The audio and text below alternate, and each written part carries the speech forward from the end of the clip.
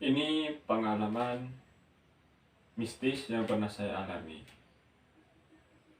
Waktu itu saya punya tugas KKN dari kampus saya karena waktu itu saya udah semester 7. Jadi di sana saya sudah mengemban tugas untuk KKN kuliah kerja nyata di suatu desa untuk melakukan tugas tersebut. Waktu itu saya pemberangkatan ada 13 orang. Terutama saya sering kumpul itu sama teman saya yang namanya Riyadi, terus sama Faisal. Jadi saya lebih bareng 3 orang itu. Salah satu teman saya juga ada yang memiliki supranatural juga, itu namanya Faisal. Waktu itu Faisal pernah bilang sama saya, ya waktu itu kan kita udah sampai lah di tempat tersebut, di tempatnya Bapak Kades, kepala desa di desa tersebut. Faisal ngomong sama saya, ya auranya kok aneh ya di sini ya. Dia bilang sama saya kayak gitu. Masa salah? Saya jawab salah kayak gitu sama Faisal. Masa di tempat itu auranya beda, ya sama aja kok kayak gitu, udah bilang saya sama Faisal. Terus Faisal bilang, tapi kayaknya di pojokan sana di sebelah rumah bapak kepala desa itu kayaknya auranya mistis banget kok. Masuk sal. Nah habis itu ya lambat tahun itu aku waktu pas bareng Faisal ada di surau. Biasanya kalau di desa itu ada tempat surau buat anak-anak santai-santai, terus biasanya buat untuk sholat gitu. Habis itu kayak ada suara manggil-manggil, itu jelas banget kita bertiga sama Faisal terus sama Riyadi. Itu ada manggil di balik surat tersebut, angin jaraknya 5 meter. Itu ada panggilan kayak ke anak-anak itu. Hai, hai gitu. "Loh, siapa?" Kayak ada suara itu manggil gitu sama teman saya. Terus saya bilang, nggak denger kayak suara tadi itu." Dia bilang, "Oh iya ada suara ya. Dengar kamu?" Aku tanya sama Faisal, dia bilang, "Iya dengar." Terus tanya satunya, "Ini suara orang apa?" Saya lihat, saya muter keliling tempat itu, saya tanyain satu-satu. Kamu dengar suara itu enggak?" Itu. Sama teman saya yang satunya itu namanya Romlah. Itu kan waktu itu dia lagi masak di dapurnya Bapak Kepala Desa tersebut. Dia bilang, "Enggak ada," gitu. "Masa enggak ada?" kata saya waktu itu. "Kok kita bertiga ya?" Saya tanya lagi sama Faisal. Saya pergi ke Faisal sama Rik. "Lah, itu suara dari mana?" gitu kata saya. Saya bingung, Riyadi juga bingung, nggak tahu, tapi kayaknya suara itu dari belakang surau. Saya dengerin gitu. Iya, tapi kayak pindah gitu. Wis, gak apa-apa gitu. Nah, setelah itu saya sama Faisal biasa nongkrong lagi, bareng ngobrol-ngobrol, bincang-bincang. Suara itu muncul lagi gitu. Hai, hai. Lah, saya kaget gitu. Ini suara kok ulang lagi. Jadi saya kembali lagi muter lihat, gak ada orang kata saya. Saya penasaran. Terus saya lihat jam itu udah jam 12 lah. 12 malam lebih 30 menit. Udah jam setengah satu. Habis itu kita udah mau tidur aja gitu kata saya. Ya saya tidur sama Faisal, ya udah bolak-balik gitu tidur. Waktu itu saya sama Faisal saya lihat, udah tidur, anak-anak udah tidur semua kata saya. Terus saya pergi ke toilet sebentar soalnya mau kencing. Habis itu saya pergi ke toilet. Setelah saya pergi ke toilet, saya biasa habis itu kencing lah, udah saya keluar. Saya penasaran sama suara tadi yang manggil-manggil, hai hai gitu. Saya bingung, suara ini dari mana kata saya gitu. Kayak apa ya, punya rasa itu pengen penasaran sama suara tadi itu. Saya pengen lihat gitu, di mana tempat itu, tempat munculnya suara tersebut. Di situ ada pohon besar, itu biasanya pohon asem lah. Kalau kata orang Jawa itu pohon asem, pohonnya agak besar di sebelah situ dan ada bambu-bambu banyak di situ. Saya mikir gini, saya takut, kayak kayak mau beranikan diri tapi takut gitu.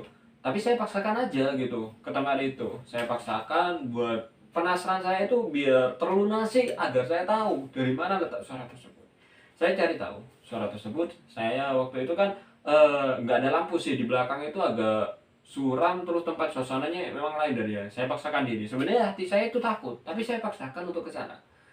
Saya duduk santai gitu sambil ngerokok. Di situ kan ada lapangan kayak apa ya, lahan tani itu, tapi masih belum dicocok tanam sih, masih kosong. Jadi saya duduk sendiri di situ, nggak ada lampu, nggak ada penerangan. Terus ada gudang sebelah kiri itu, ada gudang di dekatnya pohon asem itu, ada gudang sih, gudang itu tapi cuma tinggal pondasinya aja, potongan kayak kayu-kayu gitu. Jadi saya lihat, saya diam aja gitu. Saya lihat itu kosong, gak ada apa-apa. Saya tungguin, nggak ada suara kata saya. Dari mana ini suara kata saya? Tapi saya diam aja gitu.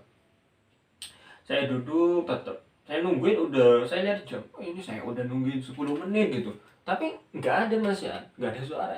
Saya ini apa apa saya ini ditipu sih? Apa ada anak-anak yang cuman suara-suara gitu terus ngumpet kayak gitu. Tapi saya masih penasaran sama itu. Saya balik lagi ke suara itu. Terus tiba-tiba ada suara lagi. Ini kok ada suara tadi ditungguin, nggak ada kata saya. Terus habis itu saya balik lagi di situ. Saya tungguin, saya pantengin, saya lihat apakah ada penampakan gitu. Masih belum ada sih. Saya tungguin aja. Terus beberapa menit kemudian itu ada muncul suara dar, gerbek, gerbek dar gitu. Saya kaget, kayak ada lemparan batu dilemparin sama genting itu. Saya kaget, non, mana dia? Kata saya, nanti ini keusik gitu. Hantu-hantu yang ada di sekitar situ nanti keusik. Soalnya kayak apa ya? Saya pengen tahu aja gitu eksistensinya. Terus saya diam. Suara itu muncul, jelas muncul di sebelah kiri saya kan. Saya ada di tengah lapangan, di situ ada pojok kan. Pojokan itu ada tempat kayak gudang. Saya lihat, hihi, ada orang ketawa gitu. Saya lihat, terus cik, itu wajahnya nampak banget gitu. Dia berdiri di depan saya, pas di depan saya, tapi agak bukan pas ya di depan ya, maksudnya agak berjarak anak sama gudang itu sebelah kiri. Saya mau berdiri terus saya balik itu jaraknya 4-5 meteran lah di gudang itu, di gudang itu. Terus saya lihat, wah, saya pantengin, cik, wajahnya itu kayak hancur, matanya hitam, terus apa ya, kain kafan itu kayak udah gimana ya, udah kotor kayak gitu. Terus ada suara lagi di sebelah kanan. Di sebelah kanan itu ada hitam tapi nggak terlalu jelas ya, itu berdiri itu. Aduh, terus yang suara berarti apa ya, wajah tadi pocong, berarti ini itu eksistensi dua makhluk yang menampakkan waktu itu. Berarti pasti ini tadi yang kayak ketawa-ketawa terus bilang-bilang kayak gitu. Makanya ini tadi ya pocong. Itu jelas banget. Tapi ya waktu ketemu aja itu nggak apa ya, rasa merinding itu hilang sih. Tapi saya pikir, gimana ya, apa ya, sebenarnya kalau kita belum ketemu itu kayak takut, tapi kalau udah ketemu kita serem kayak gini, itu hancur wajahnya hancur. Jadi kain kafan itu biasa kotor terus ya biasa diikat itu. Tapi habis itu mau lompat ya, tes. Saya menang aja pantengin ya kayak biasa gitu, saya diem aja lihat. Terus habis itu dia plus menghilang, itu hilang. Walah itu. Terus habis itu saya cerita sama teman-teman, keesokan harinya ya saya tidur, habis itu saya udah sambil mikir-mikir sebelum tidur. Waduh, berarti itu yang tadi bilang hai hai gitu. Itu panggilan jelas banget dari belakang. Habis itu saya bilang keesokan harinya sama teman saya, "Wih, Cik, yang tadi malam itu apa?" katanya. "Itu ada sosok hitam sama pocong gitu." "Bener ya?" "Iya, bener." "Wih, jangan cerita-cerita ya sama anak-anak, kasihan nanti takut gitu," katanya. Sama yang cewek-ceweknya, nanti kalau takut kan kasihan juga gitu. Jadi itu ya apa ya, pengalaman yang pernah saya lalui yaitu hantu. Iya serem sih, wajahnya emang serem.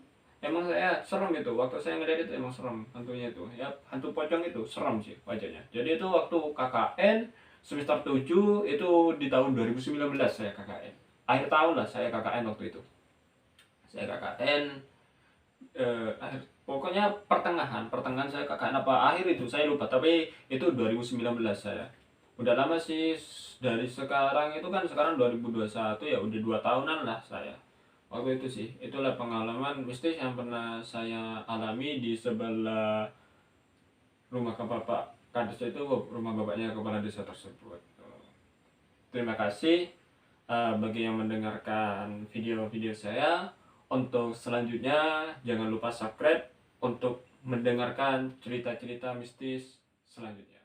Terima kasih.